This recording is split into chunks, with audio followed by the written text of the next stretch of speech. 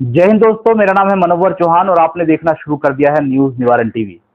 अयोध्या कांड की गूंज इस वक्त पूरे प्रदेश में सुनाई दे रही है, लेकिन इस पूरे कांड को लेकर राजनीति भी कहीं ना कहीं गरमाई हुई है। जहां मुख्यमंत्री योगी आदित्यनाथ से मिलने के बाद पीड़ित रोने लगे और उसके बाद बड़ा एक्शन हुआ। आरोपी की बेकरी पर बुलडोजर चला दिया गया। उसके बाद ऐसी अवैध 4 संपत्ति और हैं जिन पर कार्रवाई होना अभी बाकी है। लेकिन इस पूरे मामले को लेकर अखिलेश यादव ने डीएनए टेस्ट की मांग कर दी और डीएनए टेस्ट के माध्यम से ही रास्ता न्याय का निकलेगा, ऐसी बात कही। साथ ही साथ उन्होंने कह दिया कि अगर डीएनए टेस्ट में आरोप झूठे पाए जाते हैं तो संबंधित अधिकारियों पर कार्रवाई होनी चाहिए। उसके बाद इस पूरे मामले को लेकर अयोध्या में समाजवादी पार्टी के नेता मनोज पांडे ने प्रेस कॉन्फ्रेंस करते हुए इस पूरे मामले में डीएनए के साथ साथ अब अन्य जो टेस्ट हैं उनकी करने की मांग की है। और इस पूरे प्रकरण को लेकर खुद समाजवादी पार्टी के बड़े लीडर शिवपाल सिंह यादव ने भी मनोज पांडे का समर्थन किया है और तमाम टेस्टों के बाद इस पूरे मामले में कार्रवाई की बात कही है। हालांकि समाजवादी पार्टी ने स्टैंड क्लियर किया है कि उनसे जुड़े जो नेता हैं मोहित खान, वो कहीं ना कहीं साफ और पाक है। लेकिन उधर मुख्यमंत्री योगी आदित्यनाथ के साथ साथ जो प्रशासन का एक्शन है वो जारी है। आज भाजपा का एक प्रतिनिधिमंडल पीड़ित परिवार से मिलेगा। क्या क्या आगे होने जा रहा है, किस तरीके से कार्रवाई हो रही है और इस बात को लेकर जो 2 धड़े बढ़ गए हैं समाजवादी पार्टी और भाजपा, लोगों का क्या स्टैंड है। मेरे साथ इस वक्त पंडित सुनील भराला है, निवर्तमान मंत्री हैं, भारतीय जनता पार्टी के बड़े लीडर हैं। इनसे जानना चाहते हैं कि आखिर वो इस पूरे प्रकरण को कैसे देखते हैं। सर, संक्षेप में जानना चाहेंगे, जिस तरीके से अयोध्या कांड आप देख रहे हैं, राजनीति शुरू हो गई है, लेकिन कहीं ना कहीं पीड़ित का जो न्याय जिसको मिलना चाहिए वो धूमिल तो नहीं होगा। देखिए, पूरा प्रकरण अयोध्या जो ये कांड हुआ है, इस पूरे प्रकरण का संज्ञान हमारे माननीय मुख्यमंत्री श्री योगी आदित्यनाथ जी के संज्ञान में है। पीड़ित परिवार खुद श्री योगी आदित्यनाथ जी से मिले थे और उन्होंने आश्वासन दिया है कि दोषी कितने भी प्रभावशाली हो, कहीं भी हो, उनको पाताल से भी निकाल करके उन्हें कड़ी कार्रवाई उनके खिलाफ होगी। ये हमारे श्री योगी आदित्यनाथ जी का पीड़ित परिवार को आश्वासन है। और जिस प्रकार से ये घटना हुई है, ये संगठित गिरोह ने उस जो बालिका के साथ जिस प्रकार का अनाचार दुराचार किया है, उनको इसमें कड़ी सजा भुगतनी पड़ेगी। सर, जो नार्कोटैक्स की बात कर रहे हैं, डीएनए की बात कर रहे हैं, समाजवादी पार्टी के लोग, उन्हीं से जुड़े थे मोहित खान, इस पर क्या कहेंगे। देखिए, समाजवादी पार्टी के जो राष्ट्रीय अध्यक्ष है श्री अखिलेश जी, उनकी मांग को हमारे माननीय मुख्यमंत्री जी संज्ञान लेंगे और निश्चित रूप से अगर वो कहीं दोषियों को बचाने की कोशिश करेंगे तो बिल्कुल भी बच नहीं पाएंगे। मैंने कहा है कि दोषी कितने भी प्रभावशाली हो, उनके खिलाफ कड़ी कार्रवाई होगी और उन्हें शिक्षकों के पीछे जाना पड़ेगा और इस पीड़िता को न्याय दिला करके रहेंगे।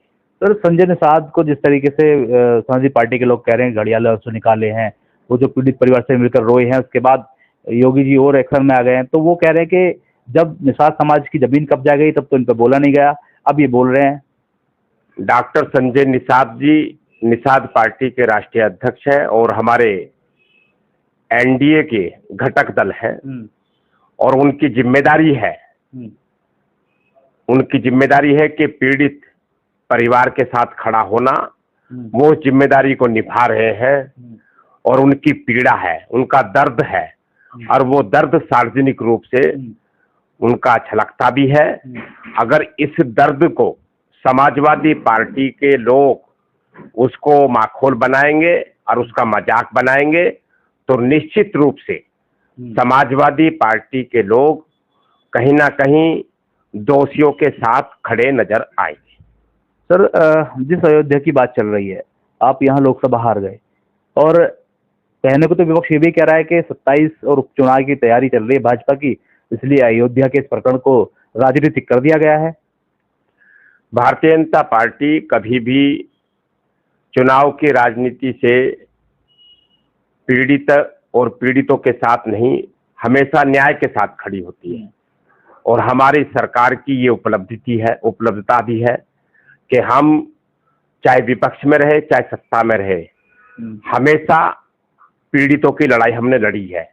और हमारे मुख्यमंत्री जी ने कठोर कार्रवाई करने के लिए संबंधित अधिकारियों को निर्देश दिए हैं, उस पर कार्रवाई जारी है। बुलडोजर चल रहा है, अपराधियों को बख्शा नहीं जाएगा, जेल के अंदर होंगे और जल्द ही पूरे मामले का खुलासा होगा। तो अखिलेश यादव और जो उनकी पार्टी के लोग इसलिए कह रहे हैं कि उनका ये कहना है कि जो आरोपी जिनको बनाया गया है मोहित खान, वो 65 से 70 साल की उनकी उम्र है। तो हाँ, लेकिन बच्ची के साथ जो हैवानियत हुई है वो भी हुई है और उसमें वो अस्पताल में एडमिट है, तो डिनाई नहीं किया जा सकता। लेकिन इसकी सच्चाई के लिए वो इसलिए कह रहे हैं कि डीएनए की जांच होनी चाहिए, क्योंकि 70 साल का शख्स ऐसी जो करतूत कैसे करेगा। ये तो अखिलेश जी से ही पूछना पड़ेगा कि उनका कोई तजुर्बा होगा, कि उम्र का कोई इसमें प्रतिबद्धता है क्या।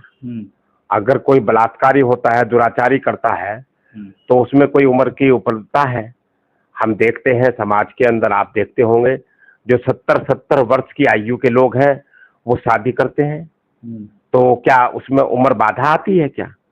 ये सब मामला जो है ये जांच का है और ये कोई भी दोषी हो, उम्र का बहाना नहीं चल सकता कि उम्र का बहाना बना करके और उसकी जांच की बात करें, ये बहाना नहीं चलेगा। जांच होगी, निष्पक्षता से होगी और कड़ी कार्रवाई होगी, कठोर कार्रवाई होगी।